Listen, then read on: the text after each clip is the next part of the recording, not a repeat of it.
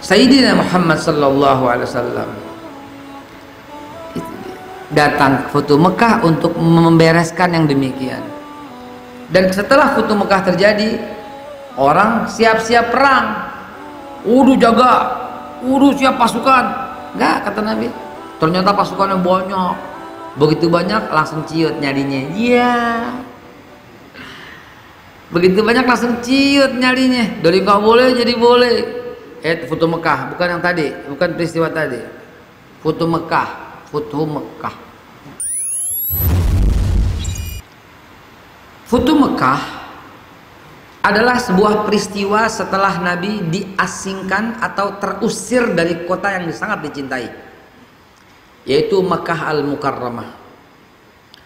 Futuh Mekah adalah sebuah kejadian untuk pembebasan kota Mekah dari kezaliman Abu Sufyan, karena Abu Lahab dan Abu Jahal sudah tiada, walaupun Abu Sufyan sudah masuk Islam. Ya, ini catatan buat kita semua. Abu Sufyan itu masuk Islam dengan sedikit keraguan dan tidak punya andil apapun terhadap perjuangan Islam. Abu Sufyan menurut para sejarawan bersyahadat asyhadu an la ilaha illallah wa annaka ya Muhammad Rasulullah. Sebuah syahadat yang tidak tulus. Kalau syahadat itu nggak bisa dirubah, hitam putih, atas bawah, kiri kanan, depan belakang, nggak bisa dirubah. Asyhadu an la ilaha illallah wa asyhadu anna Muhammadar Rasulullah. Titik. Tambahin, nggak boleh, kurangin apalagi. Ya, sebagaimana yang terjadi pada Syiah, asyhadu an la ilaha illallah wa asyhadu anna Muhammadar Rasulullah wa asyhadu anna Ali waliyullah wa hujjatullah. Nggak sah. Nggak sah. Apalagi ditambah wa la'natullah ala Abu Bakar wa Umar wa Utsman wa Hafsah wa Aisyah. Naudzubillah, thumma naudzubillah. Syahadatain fak tetap itu tuh begitu ya, udah faknya begitu ya. Tidak bisa ditambah, tidak bisa dikurang. Karena itu syahadat yang dilakukan oleh Abu Sufyan nggak diakui. Asyhadu an la ilaha illallah wa annaka ya Muhammad Rasulullah. Aku bersaksi tiada Tuhan selain Allah dan engkau sesungguhnya wa annaka, dan engkau adalah sesungguhnya Rasulullah. Nggak bisa. Wa asyhadu an, dan aku pun bersaksi, mesti seperti itu. I'tiqadun fil qalbi, diyakini dalam hati, iqrarun bil lisan, diamalkan dengan diucapkan dengan lisan, wa amalun bil arkan, dan diamalkan dengan rukun-rukun atau perbuatan. Itulah. Jadi kalau enggak diterima. Itulah yang terjadi pada Abu Sufyan. Makanya tetap dikatakan untuk membasmi kezaliman di kota Quraisy oleh si Abu Sufyan, yang notabene-nya adalah seorang yang sudah beragama Islam, tapi nggak diterima. Bukankah kita tahu bahwa Fir'aun juga di akhir hayatnya masuk Islam kan? Surat Yunus ayat 90 kan? Minta dicatat oleh Allah, kepada Allah merengek untuk diajak minta masuk ke dalam agama Islam. Amantu bi Rabbi Musa wa Harun. Saya sekarang beriman dengan Tuhannya Musa dan Harun. Begitu tuh. Ya. Wa anna minal muslimin, aku sekarang nih dari golongan orang Islam. Nggak bisa. Nggak bisa. Nggak diaku sama sekali. Itulah kejadiannya. Nah, itu yang terjadi pada Abu Sufyan. Sehingga Mekah, walaupun Abu Sufyan yang sudah Islam, tidak menunjukkan tanda-tanda kebaikan. Tetap saja ya, saudara, sebentar saya skip dulu sebentar. Patung-patung yang ada di Quraisy, patung-patung yang ada di Mekah, mereka tuh nggak nyembah patung, kata mereka. Dari mana saya berkesimpulan begitu? Dari diskusinya Amr bin As kepada Raja Najasyi, yang pada waktu itu lagi negosiasi untuk menerima utusan Nabi yang dipimpin oleh Ja'far bin Abu Thalib. Ya. Jadi Ja'far bin Abi Thalib diutus oleh Nabi, tinggal saja di kota Najasyi, Habasyah, Eropa, Afrika, Ethiopia tepatnya kalau sekarang. Di sana ada raja yang baik, tinggal di sana. Namun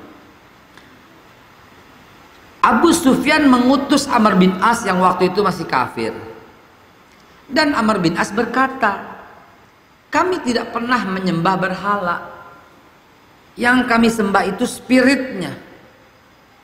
supaya kami khusyuk gitu loh. Ada yang dilihat gitu loh.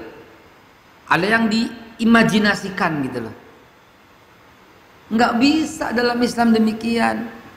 Islam itu langsung, directly, kecuali dengan wasilah atas, maksudnya wasilah dengan doa orang soleh, tolong doain gitu ya, dengan motong kambing, lalu kambingnya dagingnya dibagi-bagi sedekah, nah itu juga, atau juga dengan berbuat amalan lebih dulu, puasa misalnya sebulan suntuk gitu misalnya, lalu hajat, barangnya kehilangan, baca Yasin misalnya, Yasin 40, baca Yasin 40 kali biar Allah Subhanahu wa taala bantu, beri kemampuan untuk mengembalikan dan seterusnya, biar orang yang nyolong sadar dan mengembalikannya gitu kan. Nah, jadi itu wasilah. Ya, yang dimaksud ini adalah orang-orang Quraisy itu tidak menjadikan, siapa bilang kami menyembah berhala, kami menyembah Tuhan yang satu, kata mereka. Kami menyembah Tuhan yang sama, kata mereka. Nah, ini patung hanya sekedar perantara. Jangan-jangan jahiliyah modern begitu. Ya, jangan-jangan begitu.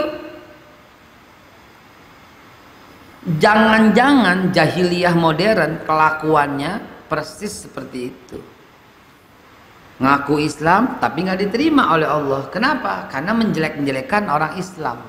Batal syahadatnya itu, Pak. Batal syahadatnya. Ya, dalam kitab apa? Al-Wala wal Bara, ya. Abul Ala Maududi, Said Hawa, Said Kutub, itu coba deh. Ada 9 hal, yang lain ada yang bilang 10. Ada juga yang bilang 7. Dirangkum-rangkum saja. Tapi intinya adalah hal yang membatalkan syahadat. Satu, itu melakukan syirik kepada Allah Subhanahu wa taala dengan nyata. Itu. Yang kedua, dia melakukan sihir, teluh, santet, pelet dan sebagainya dan sejenisnya. Ya, itu batal syahadatnya. Yang dulu tuh hapus itu. Haba mansura, seolah-olah dia nggak pernah beramal. Ya, dia berhukum. Yang ketiga, selain kepada Allah Subhanahu wa taala. Dan yang keempat, dia mencela Nabi Muhammad sallallahu alaihi wasallam, atau dia diem aja nama Nabi dicela, nggak ada rasa marah sama sekali. Hati-hati, Pak. Dan nomor 5 itu mencela orang Islam karena keislamannya. Laisa minna, kata Nabi, bukan golongan saya, kata Nabi, bukan golongan saya. Ada orang jidatnya hitam,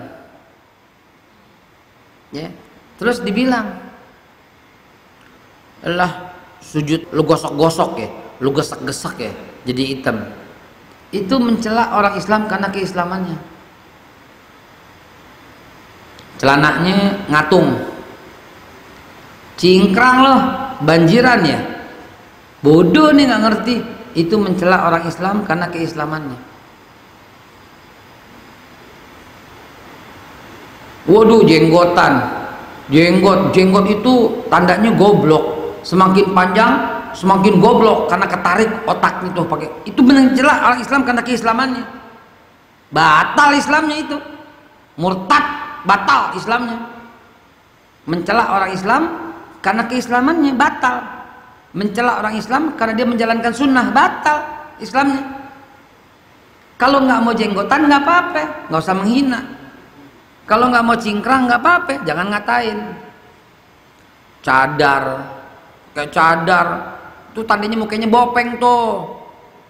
Itu mencela orang Islam, mencela wanita yang menjaga kehormatannya. Mencela itu. Kalau nggak mau bercadar nggak apa-apa, tapi jangan mencela gitu lah.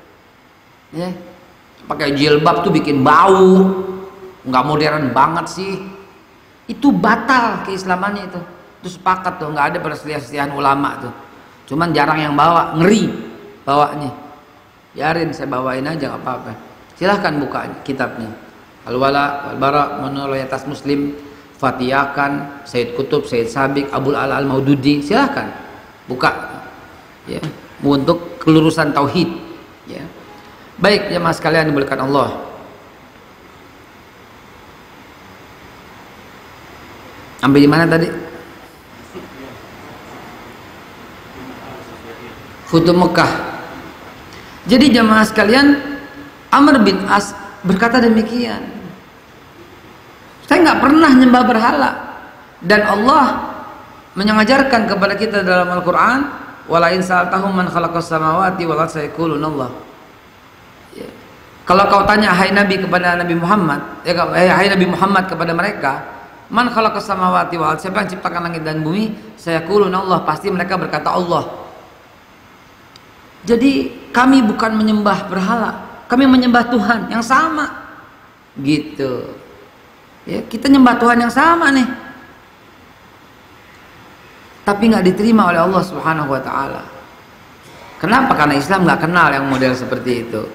Nah, jamaah sekalian, itulah suasana Futuh Mekah pada waktu sebelum Futuh Mekah.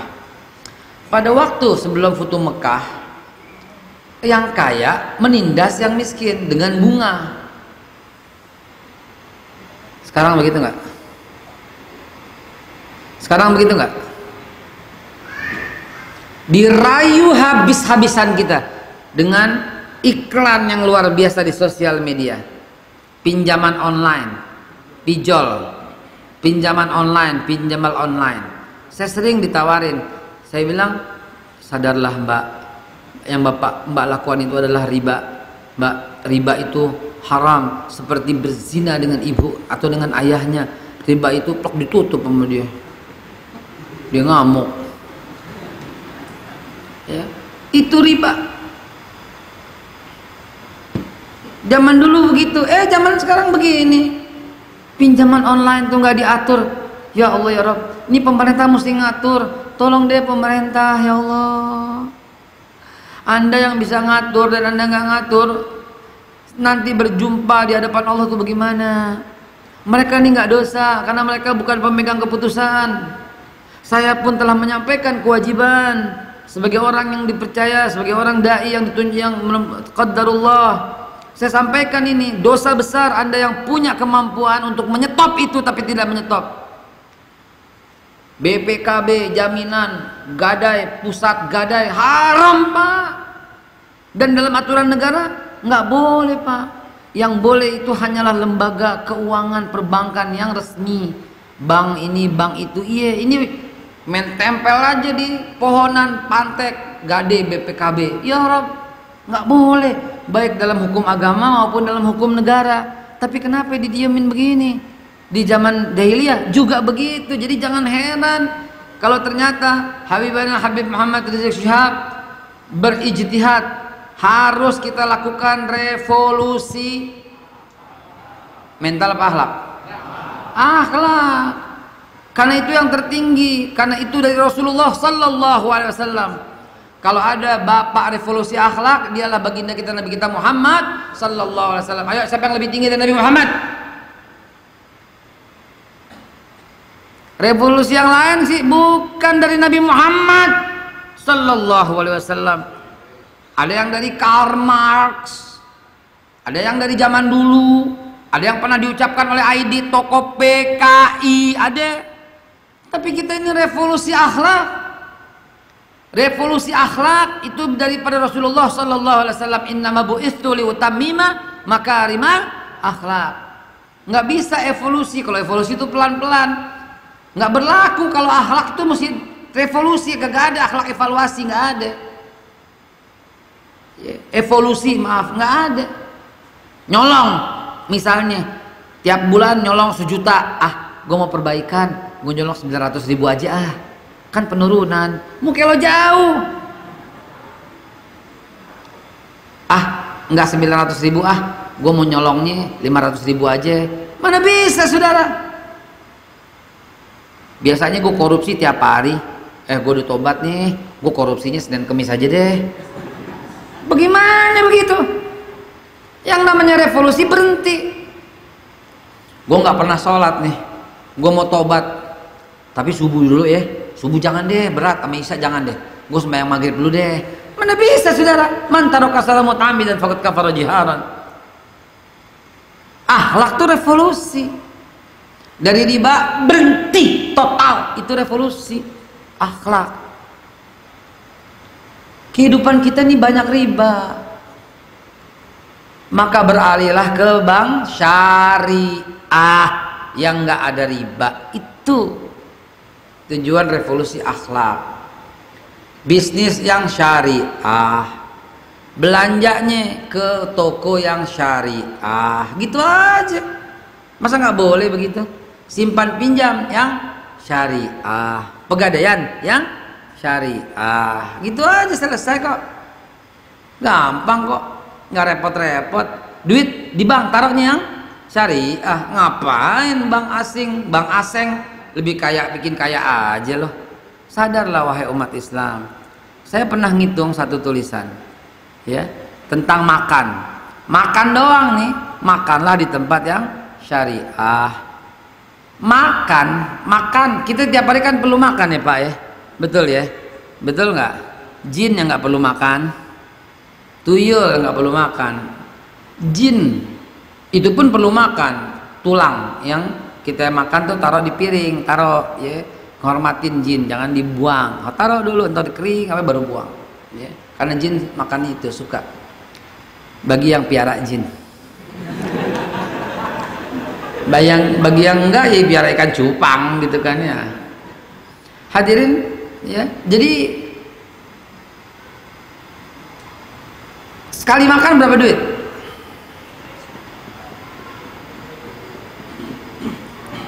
Sekali makan. 2.000, makan apa loh? 2.000 mah kerupuk. Maksudnya makan normal, nasi, ada daging, ada sayur, ada apa? 15 deh. Warteg nasi putih aja 8.000 deh. Ya. Hah? 15.000 deh sedang ya. Makan berapa kali sehari? Jangan kayak orang susah ngapain 2 kali? Sekali, 3 kali dong. 3 kali. Berarti sehari makan kita berapa? Kurang lebih 45. Sampai di sini paham? Berapa jumlah umat Islam di Indonesia? Saya lihat tadi 229 juta orang. 229 juta orang kali 45.000 berapa?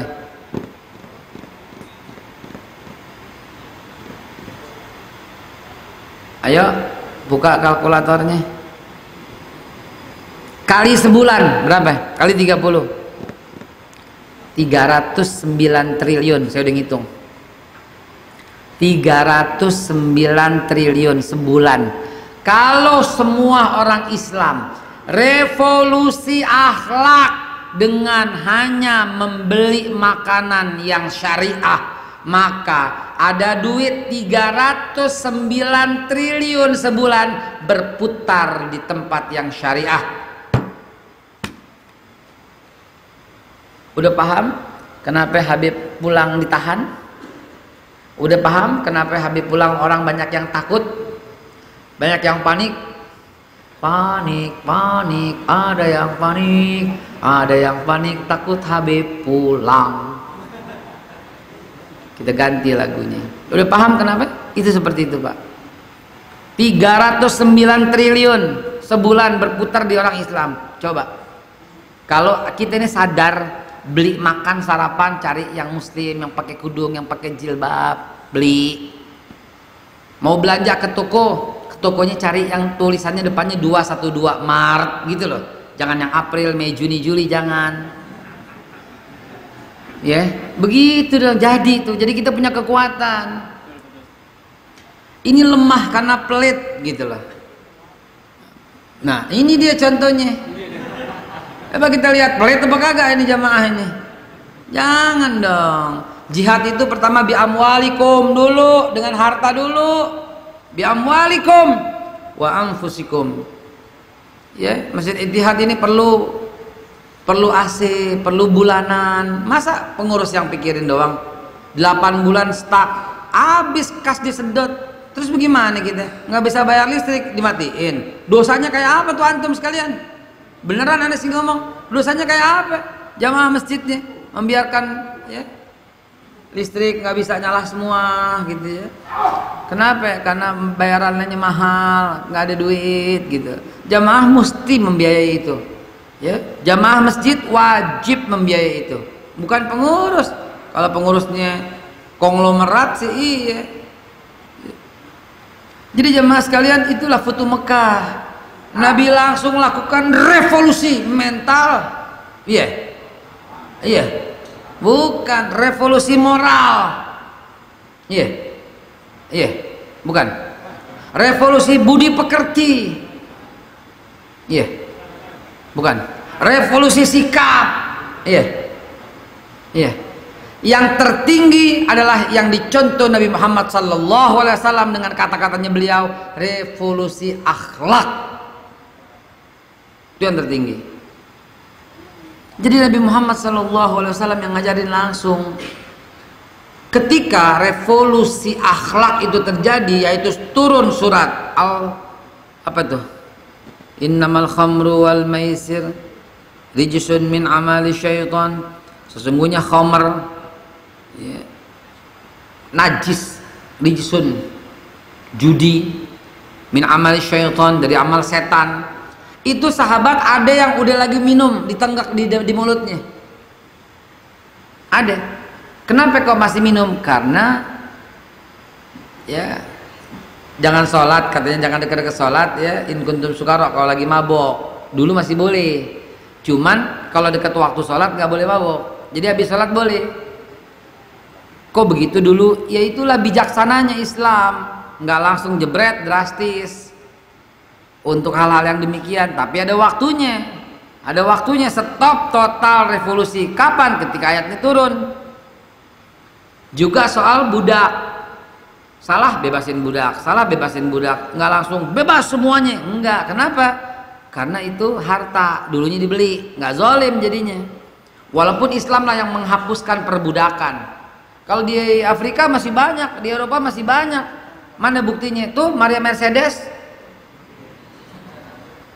kan tahun 1000 berapa itu kan baru, ya budak ada di situ. Kita lihat sendiri, rata-rata orang hitam rata-rata. Yang hitam jangan kesinggung, itu bawaan orok.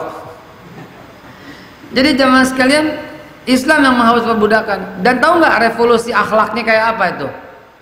Ketika turun ayat rijsun min amali syaitan, najis minuman keras itu dan dari bagian daripada perbuatan setan, itu langsung dibuang. Ada yang lagi minum langsung disembur, ada yang udah masuk dikodek-kodek dimuntahin. Tuh sahabat Nabi, itu revolusi akhlak. Karena revolusi akhlak nggak bisa separuh-separuh, nggak bisa total. Dulu riba, Futu Mekah hilang riba. Nah sekarang banyak riba. Habibana Rizik datang, Habibana Muhammad Rizik Syihab datang. Mudah-mudahan bisa lakukan revolusi akhlak, yaitu memberikan usulan terbaik kepada pemerintah dan mencerdaskan umat dengan ceramah-ceramah sehingga taubat orang yang berbuat jahat itu taubat. Zaman dulu terjadi yang kuat menindas yang lemah, nggak ada hukum. Kalau orang miskin yang bersalah, oh disikat habis. Hindun binti Utbah itu kalau datang ke pasar, orang tuh seneng menggigil. Karena apa? Karena dia kalau suka yang namanya barang, kalau harganya cocok dibayar, kalau harganya nggak cocok diambil. Coba, tuh Hindun, harganya cocok nih, diambil, bayar. Harganya nggak cocok nih, diambil juga tanpa bayar. Ya penguasa suka-suka dia, bikin undang-undang suka-suka dia. Undang-undangnya kayak gitu yang dibikin, suka-suka gue katanya. Datang ke pasar, lihat barang bagus, berapa duit? Khamsat asar, 15. Enak aja, ambil. Nah, Sayyidina Muhammad sallallahu alaihi wasallam datang ke Futu Mekah untuk membereskan yang demikian. Dan setelah Futu Mekah terjadi, Orang siap-siap perang, jaga, siap pasukan. Enggak, kata Nabi. Ternyata pasukannya banyak. Begitu banyak langsung ciut nyalinya. Iya. Begitu banyak langsung ciut nyalinya. Dari nggak boleh jadi boleh. Foto Mekah, bukan yang tadi, bukan peristiwa tadi. Foto Mekah, foto Mekah, ya. Tadi mau dilawan, begitu banyak nyerah katanya, emang nyerah. Masuklah ke rumah-rumah kalian, masuk ke rumah-rumah kalian. Kalau Nabi mau sikat, habis itu. Nabi bilang apa? Siapa yang masuk rumah Abu Sufyan aman, siapa yang masuk rumah Ka'bah aman. Coba, karena kami datang dengan aman. Coba, itulah Islam. Begitu yang terjadi jamaah sekalian dimuliakan Allah. Maka mereka terkaget-kaget dan terkagum-kagum. Bahkan Nabi tekankan, siapa yang mengganggu mereka sama dengan menggangguku. Itulah Futuh Mekah. Itulah yang membuat kemudian revolusi total di Mekah, yang akhirnya Mekah di bawah kekuasaan Islam dan diatur oleh Rasulullah Sallallahu Alaihi Wasallam yang berpusat di Madinah, ya, yang berpusat di Madinah, dan Mekah menjadi tempat persinggahan, tempat sentral bisnis dengan air zam-zamnya, tempat transit persinggahan orang-orang yang dari Afrika, transitnya di Mekah menuju laut dan kemudian nyebrang ke Asia. Orang-orang yang di bawah transit di Mekah untuk menuju ke Eropa untuk dagang dan seterusnya. Mekah menjadi sentral karena zaman itu yang belum bisa berproduksi air, hanya air zam-zam lah yang menjadi sentral untuk semuanya. Dan akhirnya setelah dikuasai Rasulullah SAW, kehidupannya membaik, bahkan Mekah menguasai 2/3 dunia. Dialah orang Quraisy yang sering saya sampaikan, sampai Al-Quran mengisahkan tentang hebatnya orang Quraisy, ya, melalui surat Al-Quraisy, lilafi Quraisyin ilafihim rihlatash syita'i was-saif, dan seterusnya dan seterusnya. Nah, jamaah sekalian dimuliakan Allah, itulah kita berharap, kita berdoa kepada Allah Subhanahu wa taala, Indonesia ke depan makin baik, makin cakep, makin indah, makin menjadi baldatun thayyibatun wa rabbun ghafur, makin menjadi negeri yang betul-betul tempat hidup buat kita semua, tempat hidup buat anak kita, tempat hidup buat cucu-cucu cici-cici kita. Mereka harus merasakan keindahan seperti zaman kita dulu. Kok pakai dulunya? Iya, zaman kita dulu mereka mesti merasakan. Mereka mesti merasakan zaman kita dulu, yaitu yang masih main galasin, yang masih main tokadal, yang masih akrab, yang bernyanyi sebelum pulang sekolah, yang kenal main dornama, pulang sekolah mesti main tuh dornama, ya kan? Yang senyum-senyum gue yakin udah tua nih. Yang anak-anak gak bakal ngerti nih main gini-ginian, ya. Kita mau main galasin lagi seperti anak kita, ya, kita mau majukan peradaban seperti itu. Generasi kita emang generasi gadget, tapi kita harus lawan. Dan saya bukan ngomong doang, saya bikin peradaban di Bukit Swiss di Jonggol, itu saya bikin kampung seperti itu. Ya, mohon doanya akan kita buat kampung seperti itu. Dimana di kampung itu mau membentuk generasi-generasi unggul untuk jadi contoh di kampung dan di klaster dan di komplek-komplek perumahan yang lain. Di komplek kami main galasin, main tokadal, main karet, main dampu, main gelang, main kasti, main dornama, main bentengan, main ular naga panjangnya bukan kepalang, berjalan-jalan selalu riang gembira, umpan yang lezat itulah yang dicari. Ini dialah yang terbelakang. Corona sekarang nggak ada corona. Ya, kita kepengen seperti itu. Itulah masa dimana kita betul-betul menjaga. Kita nggak beda-bedain waktu itu. Kita main kompak semuanya. Kita dididik dengan akhlakul karimah. Itu revolusi akhlak. Revolusi akhlak adalah revolusi dari curang menjadi jujur. Nggak dari curang, curangnya separuh. Nggak, itu nggak berlaku. Revolusi akhlak itu adalah kita usulkan kepada pemerintah bahwa yang korupsi nggak pakai ampun, duitnya mesti dikembalikan total. Sekarang kan dihukum tanpa dikembaliin duitnya. Yang dikorupsi berapa? 10 miliar. Yang disuruh balik berapa? 500 juta. Hukuman berapa? 2 tahun. Subsidi pulang setahun. Untung dia balik modal dia. Bagaimana ceritanya begini, saudara? Itu kelihatan kan semua orang-orang yang koruptor itu kaya raya. Nggak tahu malu, pakai baju oranye, dada, haram jadah mestinya ini, bukan dada ini orang. Coba lihat, duit siapa yang dirampok? Pakai baju oranye KPK dada. Disangka itu bikin selamat tuh. Disangka dengan hidupnya, dengan dia bayar dengan hukuman, disangka lolos tuh hukuman akhirat. Di situ akan kita lakukan revolusi akhlak. Kita usulkan kepada pemerintah, jangan begitu dong, gitu dong.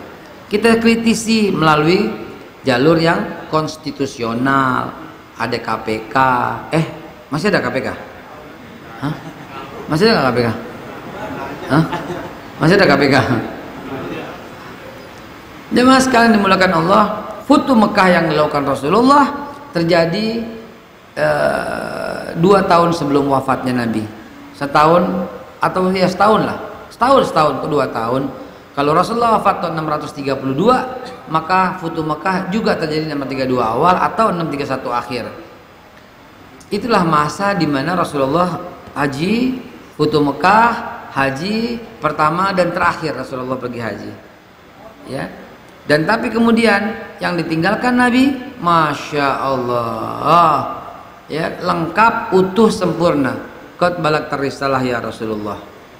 Saya berangan-angan dan bercita-cita ketika Habib Muhammad Rizik Syihab, ya, yang kami tahu persis, bukan abal-abal, bukan informasi sampah, bahwa beliau memang, ya, tidak bisa pulang karena ada alasan yang khusus yang katanya tanya saja dengan pemerintahan Anda, begitu. Ini mesti diklarifikasi, dan saya bicara sekali lagi bukan sebagai juru bicara beliau, tapi mengulang apa yang beliau katakan, karena saya juru bicara PA 212, ya, Persaudaraan Alumni 212. Saya cuma menyampaikan di situ biar paham manajemennya. Ya, beliau nggak bisa pulang dan beliau kepengen pulang. Beliau nggak pernah yang namanya overstay, bayan safar, bahkan dikasih nggak. Tadi beliau jelaskan lagi, yang belum jelas lihat di Front TV. Beliau betul-betul nggak pernah, Pak, nggak pernah. Setahu saya orang yang overstay itu diborgol, di bandara tuh diborgol. Udah gitu diborgol, dibikin malu tuh, borgolnya itu sampai kaki loh. Ya, dari tangan sampai kaki dirantai, diborgol, terus dibawa sampai ke dimasukin penjara, dijeblosin. Beliau enggak, terhormat luar biasa, dijagain lagi pulangnya.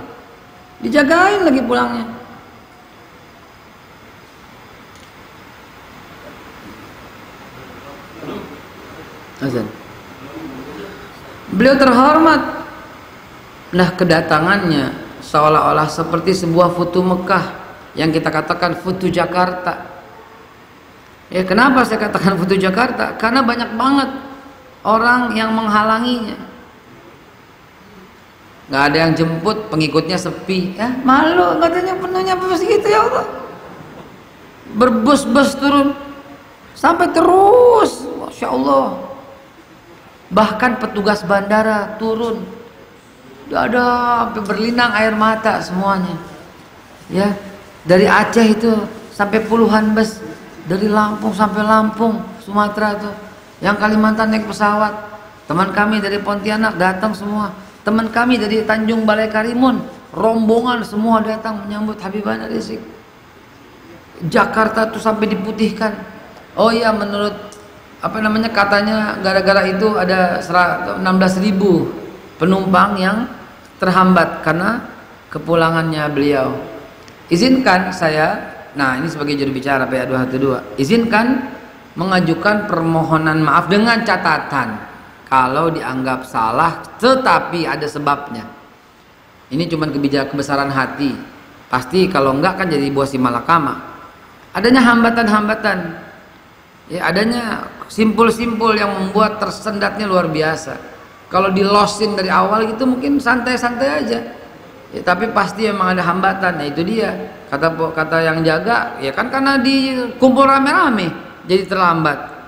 Kata yang kumpul, kata kita, ya karena kan nggak beres pengaturannya, bagaimana nggak dijaga malah didiemin semua. Wallah alam bisawab. Maka lebih baik ya minta maaf, nggak apa-apa apabila ada yang merasa terganggu dengan kedatangan ini dan membuat penerbangan terganggu di reschedule. Karena itu ya izinkan permohonan maaf ini yang harus saya jelaskan juga asbabnya apa. Sebabnya karena ada hambatan, sebabnya karena negonya itu loh, nggak boleh masuk sini, nggak boleh masuk sini, nggak boleh. Akhirnya brek ngumpul di situ semua. Kebanyakan aturan dan sandiwara, akhirnya apaan? Brek kumpul di situ semua, akhirnya stuck semuanya, akhirnya jalan susah kemari dan seterusnya. Sebagian ditutup, ini tuh nggak boleh masuk, ini nggak boleh masuk, ini begini. Toh akhirnya kayak begini juga semuanya. Mana bisa dicegah kalau jumlahnya udah 3 juta kayak begini. Mereka sendiri yang berkata saya nyerah pak, nyerah pak. Itu ada beberapa orang berseragam, saya nyerah pak. Komandannya lagi, saya nyerah pak. Ya ada yang seragam di sono, seragam internal sono. Ya sono warnanya biru, Magic Uhibiniu, ya. Nah itu sampai bilang nyerah pak. Ya Masya Allah sambutannya begitu tadi turun dari pesawat. Kebetulan saya alhamdulillah mengiringi juga ya dari sana. Begitu turun dari pesawat itu yang di Garbarata semuanya berbaris pak, dada berlinang air mata mereka. Kita yang lihat pun ikut nangis. Turun ya dari Garbarata turun mau ke bagasi dan itu udah berbaris semua dan luar biasa. TNI sampai mengepalkan tangan takbir. TNI yang ngomong Masya Allah ada ya. Subhanallah, sampai dari mobil pun mereka berkata imam kami, karena mereka cinta. Yang namanya cinta nggak bisa dipura-purain. Jadi jemaah sekalian begitu yang saya ceritakan. Terus kemudian kami dan akhirnya kami keluar itu nggak bisa keluar. Kumpul simpul masa itu Masya Allah membludak luar biasa. Ya lumayan juga tadi sempat jatuh asik ya. Karena dorong sana dorong sini masa itu, dan lagi-lagi nggak ada TV yang meliput tuh, iya nggak ada yang meliput. Padahal saya katakan tadi di awal ada sejarahnya orang pulang kayak begini, ada ini rekor harus masuk ke dalam muri nih ya, nggak ada sebanyak ini rekor. Coba siapa yang pulang, nggak ada yang pulang kayak begini gitu. Apalagi ntar sebentar lagi bulan Desember nih. Ini udah masuk bulan November nih, ya. Apa kita perlu bikin reuni 212? Bikin nggak? Bikin nggak? Bikin. Bismillah, insya Allah kita bikin reuni 212 bersama pembicara utama Habib Rizik Syihab, insya Allah. Tapi saksikan dan biasakan, sebagaimana hari ini di bandara, sampah tak ditemukan lagi. Itu loh, udah bersih, udah sepi, udah bisa mendarat pesawat dan sebagainya, udah normal lagi. Itulah kebiasaan kita. Kalau nggak ada penyusup, nggak bakal ribut. Terbukti dari 212, akur, tenang, damai, kompak, bersih. Itulah ciri kita dalam melakukan aspirasi, demonstrasi ini, menyampaikan aspirasi. Kalau ada keributan, yakinlah itu bukan dari kelompok kami. Kelompok kami itu bukan kami singkatan apa? Koalisi